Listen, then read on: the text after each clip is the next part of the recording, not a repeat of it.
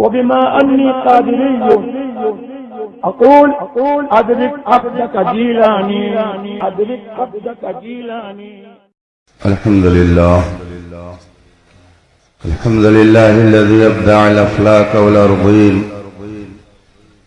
والصلاة والسلام على من كان نبيا وآدم بين الماء والطين، وعلى آله الطيبين وأصحابه المطهرين وعلماء أمته أجمعين، أما بعد، فأعوذ بالله من الشيطان الرجيم، بسم الله الرحمن الرحيم. ذلك فضل الله يؤتيه من يشاء. صدق الله العظيم وصدق رسوله النبي الأمين الكريم، ونحن على ذلك لمن الشاهدين والشاكرين، والحمد لله رب العالمين.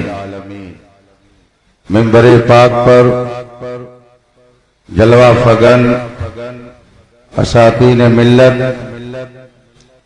سادات کرام، علماء ذوی الاحترام، طلبہ علوم نبوت، بالخصوص شہزادہ حضور صدر الشریعہ، ممتاز الفقہاء، سلطان الاساتذہ، حضور محدث کبیر دامت برکاتم العالیہ، نائب قاضی القضات فی الہند، حاضرین باوقار، السلام علیکم ورحمۃ اللہ تعالی وبرکاتہ.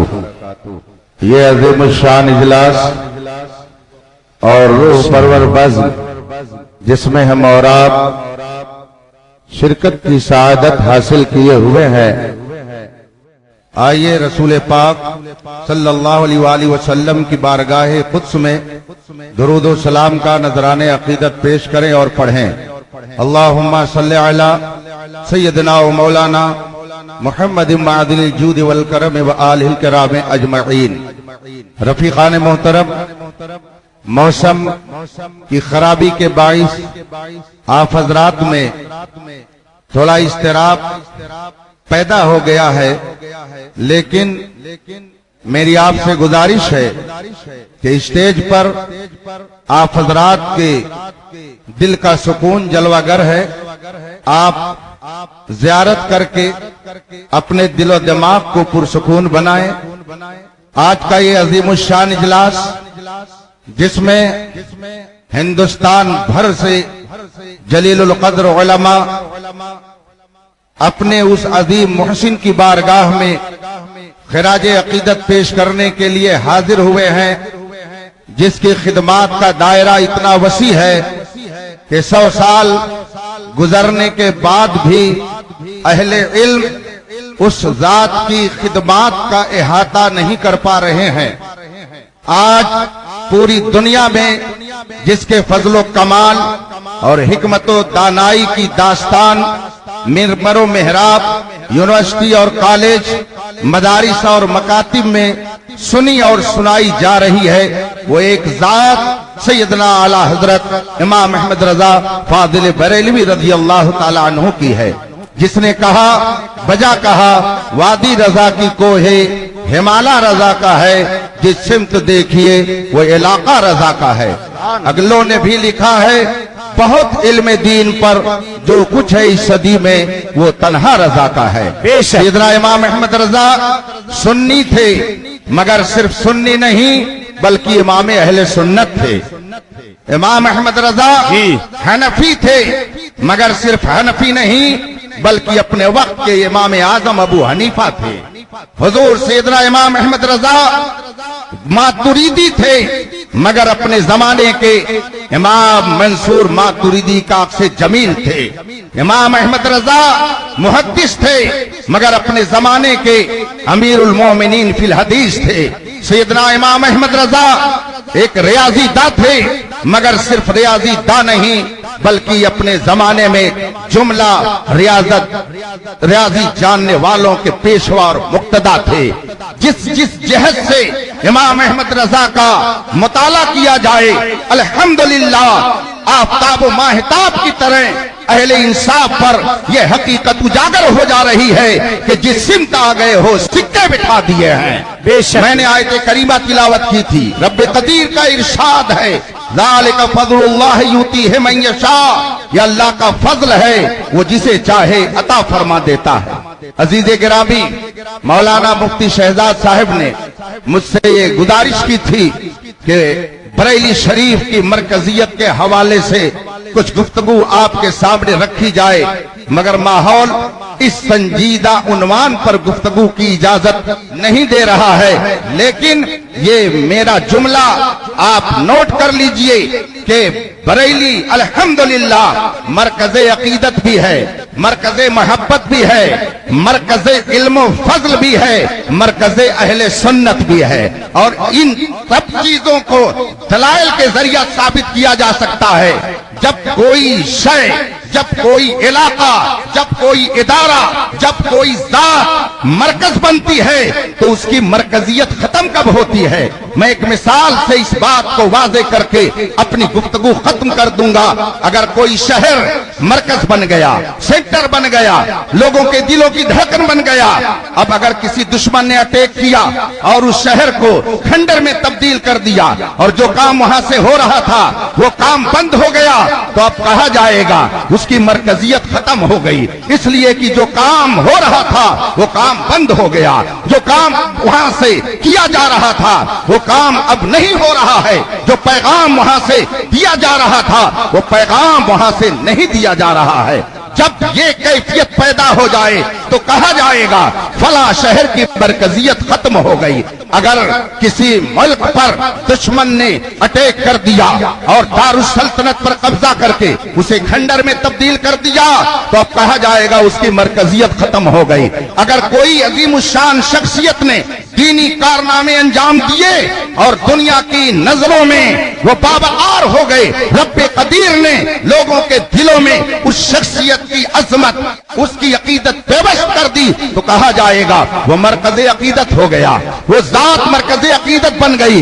जब तक उस जात के जरिया हक का पैगाम लोगों तक पहुंचता रहेगा, लोग उसे अपनी अकीदत का मरकज बनाए रहेंगे। और अगर बिलफर्ज वहां से इल्म का फैजान भी बट रहा था, लोग इल्मी फैज़ो बरकत भी ले रहे थे, मगर जानशीनों ने अब इल्म का फैजान रोक करके और अपने कारोबार का रुख किसी और तरफ कर दिया। मसलन जो शख्सियत मरकज़े इल्म व अकीदत थी, बाद में आने वाले उसके वारिसों ने, उसके जानशीनों ने अब इल्मी काम छोड़ दिया, इल्मी पैगाम पहुंचाना छोड़ दिया, हक बात को पहुंचाना छोड़ दिया, बल्कि अब अपने आप को उसने मिसाल के तौर पर धागा बेचने में लगा दिया, पट्टी बेचने में लगा दिया, मसाला बेचने में लगा दिया, चराग बेचने में लगा दिया, अपने आबा व अजदाद की उस काम को छोड़ दिया, तो कहा जाएगा कि मरकजियत वहां की खत्म हो गई, इल्मी मरकजियत गुम हो गई। लेकिन अगर किसी जात ने, किसी शख्सियत ने अजीम कारनामे अंजाम दिए और दुनिया से जाने के बाद उसके अजीम कारनामों को उसके वरसा ने, उसके जानशीनों ने संभाल करके रखा और कौम को वही पैगाम देना शुरू किया, वही इल्मी फैजान बांटना शुरू किया, तो उसकी मरकजियत खत्म नहीं होती है। मैं इसको अगर तफसील से बताऊं, घंटों तक मैं आपको इस मौजू पर गुफ्तगू सुना सकता हूं। अल्हम्दुलिल्लाह इमाम अहमद रजा फाजिल बरेलवी रज़ी अल्लाह ताला अन्हु के वालिदे गिरामी, उनके वालिदे गिरामी, उनके वालिदे गिरामी, उनके वालिदे गिरामी अल्लामा कासिम, उनके वालिद हजरत हाफिज मोहम्मद आजम, उनके बेटे हाफिज मोहम्मद कासिम अली, उनके बेटे अल्लामा रजा अली, उनके बेटे अल्लामा नकी अली, उनके बेटे सैयदना इमाम अहमद रजा, उनके शहजादे हुजूर हुज्जतुल इस्लाम अल्लामा हामिद रजा, उनके दूसरे बिरादर मोहतरम सरकार मुफ्ती आजम हिंद, और फिर इनके जानशीन मुफस्सिर आजम, फिर उनके जानशीन हुजूर ताजुश शरिया, फिर उनके जानशीन मेरे कायदे अहले सुन्नत अल्लामा असद रजा कादरी काजुल क़ुज़ात फिल हिंद। इतना लंबा सिलसिला इल्म फजल पर मुश्तमिल है, लेकिन कुछ लोग कहते हैं बस तीन ही नस्ल। جیسے کسی موقع پر کسی نے کہا تھا کہ 3 طلاق 1، تو ہمارے خطبہ اور مقررین نے مثالیں دے دے کر کے سمجھایا. 3 سموسے کی مثال، 1 روپیہ دینے کی مثال. اسی طریقے سے شاید کچھ لوگوں کے نزدیک اگر شجرے نسب میں 10 فیض و برکات والی شخصیتیں ہوں تو کچھ لوگوں کے نزدیک غالباً یہ 2-3 ہی میں شمار کیا جاتا ہے. اللہ تعالیٰ انہیں گنتی سیکھنے کی سعادت عطا فرمائے.